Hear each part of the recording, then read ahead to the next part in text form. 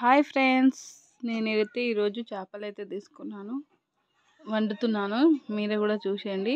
చాలా ఈజీగా ఉంటుంది, రాని వాళ్ళు కూడా చేసుకోవచ్చు. నిమ్మకాయ సైజ్ ఎంత, చింతపండు, వాము, జీలకర్ర, మెంతి, ధనియాలు, కొబ్బరి, గసగసాలు. చింతపండులో అయితే రసం తీసుకోవాలి, కారం వేసుకోవాలి. నేనైతే 3 టేబుల్ స్పూన్ కారం అయితే వేసుకున్నా, తగినంత పసుపు వేసుకొని కలుపుకోవాలి. పసుపు కారం వేసినాక కొంచెం కలుపుకుంటే అంతా కలుస్తుంది చింతపండులో. ఇది ఫ్రై చేసుకోవాలి ఫ్రెండ్స్. ఇది కొంచెం గోరువెచ్చగా మంచిగా ఫ్రై చేసుకోవాలి. 2 minutes దాకా ఫ్రై చేసుకొని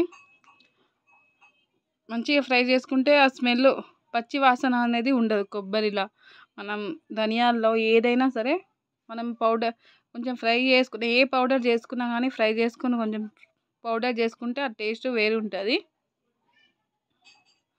2 minutes తర్వాత ప్లేట్లో అయితే తీసుకుందాం.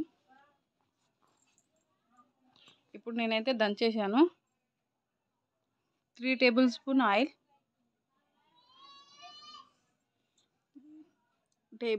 ఆయిల్, జీలకర్ర,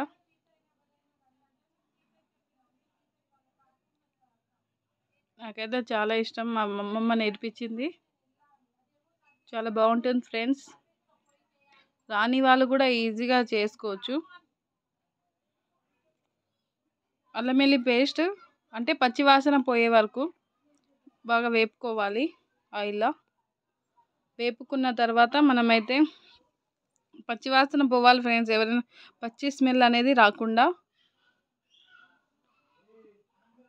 దాంట్లో ఇప్పుడు మనం చింతపండు కదా, అదైతే పోసుకోవాలి. మనం చింతపండు కారం వేసుకున్నది అయితే కలుపుకోవాలి.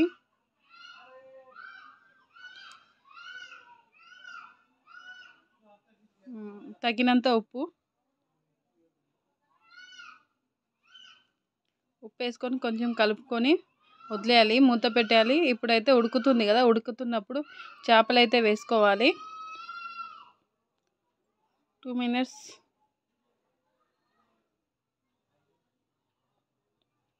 మనం చేపలు వేసుకున్నట్టే 8 minutes వరకు అయితే చేపలు అయితే ఉడికిపోతాయి.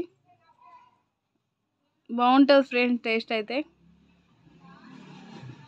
ఎవరైనా చేసుకోవచ్చు, రాని వాళ్ళైతే ఈజీగా, మాకు రాదు అనేది ఉండదు, చాలా ఈజీగా అయితే వచ్చేస్తుంది. టేస్ట్ కూడా బాగుంటుంది. ఇదైతే నాకు మా అమ్మమ్మ నేర్పించింది.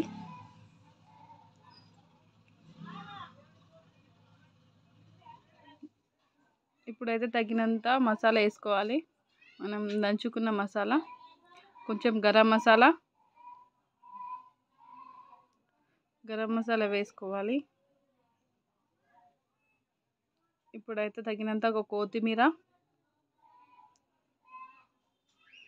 ఇప్పుడు 2 minutes తర్వాత ఉడకనిచ్చి గ్యాస్ అయితే ఆఫ్ చేసుకుందాం.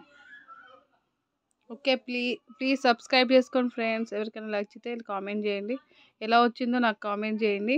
Please subscribe.